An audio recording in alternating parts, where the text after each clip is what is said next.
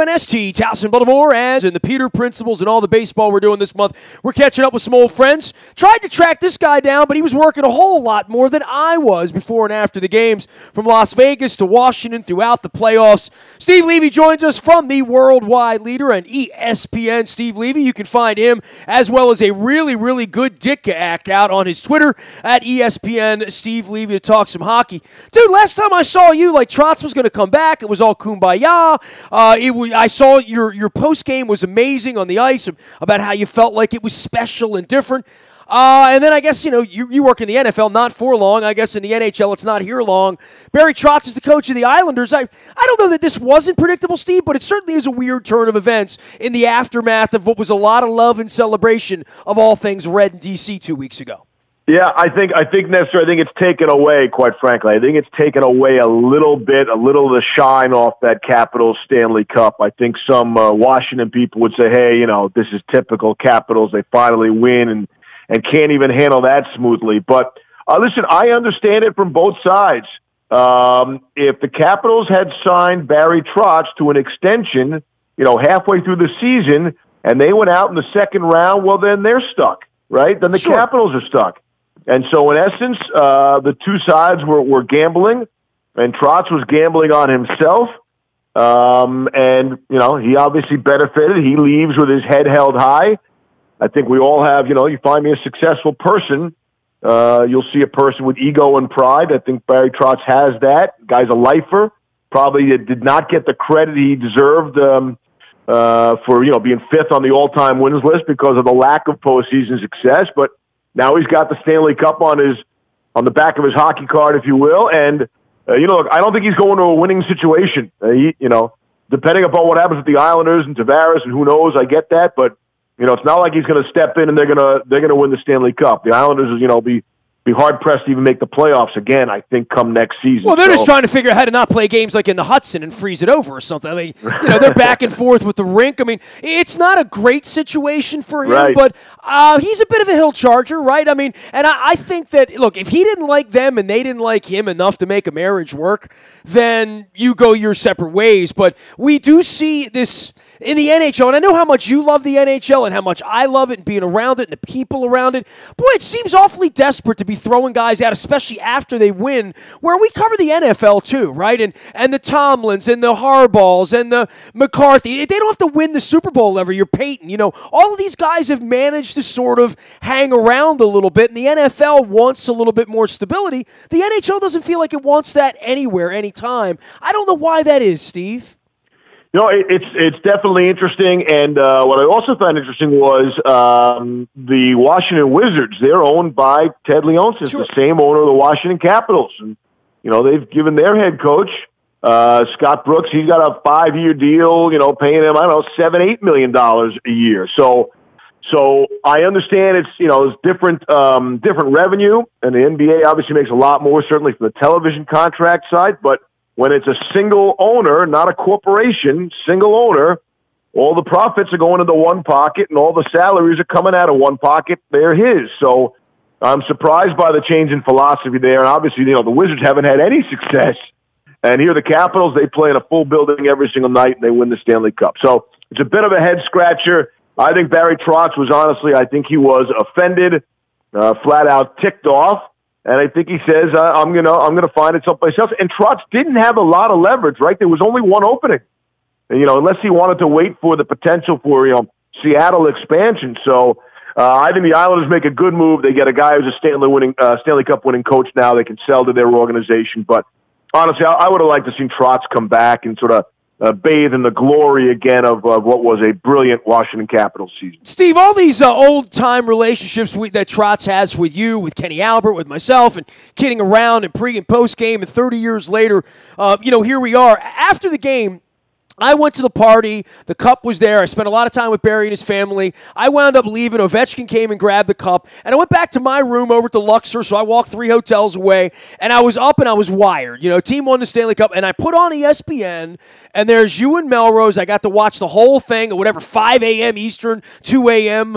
Pacific or whatever it was. And I saw you had real emotion about Barry and about the Caps winning and about it being some sort of manifest destiny destiny for hockey in the way I guess the Cubs or the Red Sox or the city of Cleveland, that there would be this quest with the Capitals, and you saw that realized, and you were emotional about it. You thought it was really special, which I guess makes us all a little less than pleased that a couple of weeks later Trotz has to go coach the Islanders.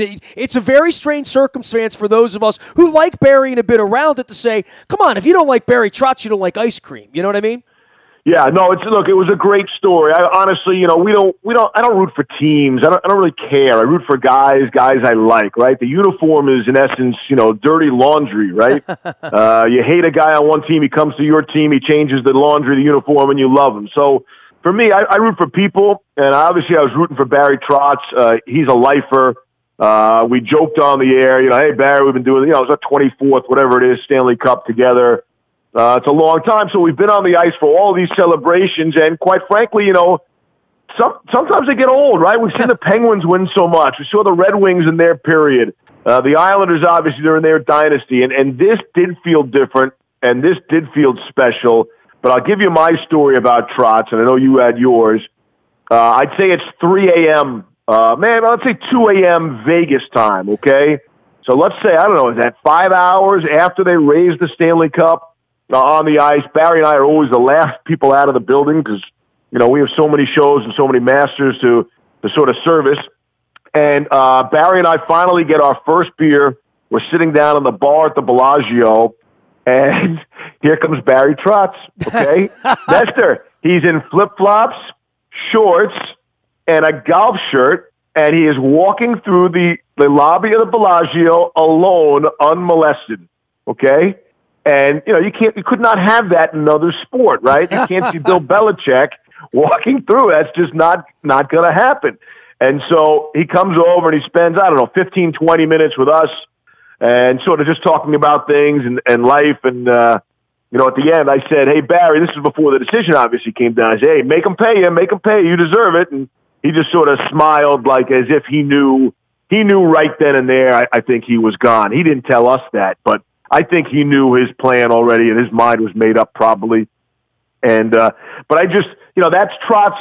That's hockey in essence. I was with some other people who are, let's say, not hockey people, and they were just blown away by that scene. And it gives you a certain appreciation and a love for the people who have been around this game for a long time. ESPN Steve Levy is the way to find Steve. He is the other Steve Levy, the UMBC sports information czar and guru around here is also a Steve Levy. So I need to separate. You're the second Steve Levy on this year. Of course, at ESPN and the NHL.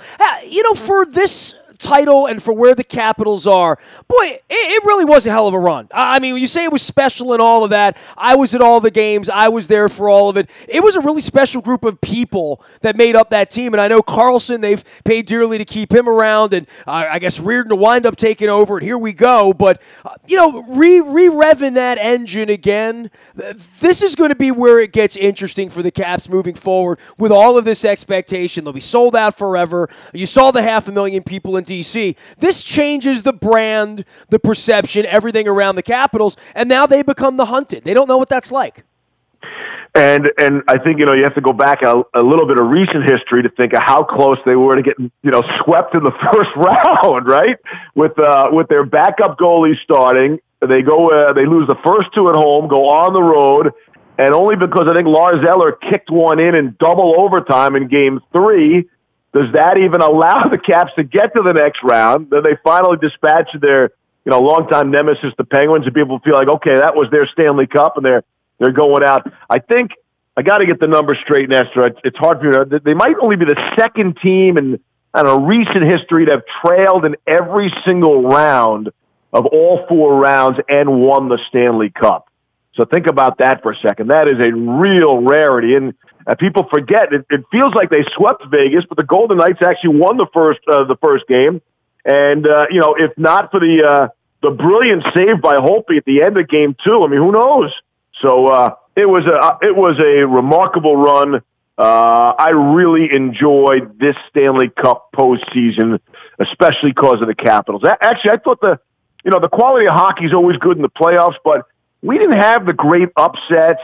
We didn't have a lot of overtime. The overtimes we had weren't multi-overtime games. Like, I didn't think it was a great postseason overall, generally speaking, really the NBA as well. As the NHL, but the Capitals sort of turned it all around and make it a great postseason. Steve Levy joins us here from the worldwide leader, and I would be remiss if I spent 10 minutes with you and don't talk about your partner, Randy Moss. I mean, obviously, we have all of our buses. I got 5 buses going out to Canton, Ohio in a couple of weeks for Ray Lewis and for the Hall of Fame. I know you've done so much and slid sort of deftly, back from the NFL to the NHL, and the NFL starts to, 3-4 weeks from now, it's going to engulf all of us. This is an interesting class, and T.O. sitting out and all that. But, boy, there's some real Hall of Famers amongst this group here, and leading with Ray, I think, right? So Ray and I did a couple of years post-game on Monday Night Football, and we got really close. And I'll be honest with you, I got the invitation. Ray put me on his list, and I was really blown away and honored, and only because they're kind of honoring me in Bristol on the same night. It's my 25-year anniversary at ESPN. Am I not going to be able to make the trip to Canton? Wow. But it tells you how special Ray is to me. We would hang out really alone, Mike. The night before the games on Monday night, like Sunday night, we'd both get in the town. It was really, a lot of times for a variety of circumstances, it was me and Ray alone. And we'd go smoke a cigar someplace. He's got his own cigar line, of course, and we talk some football, but rarely, mostly about life. And he's really an interesting guy, and obviously you've been around him, so you know the story. We all know the player he was.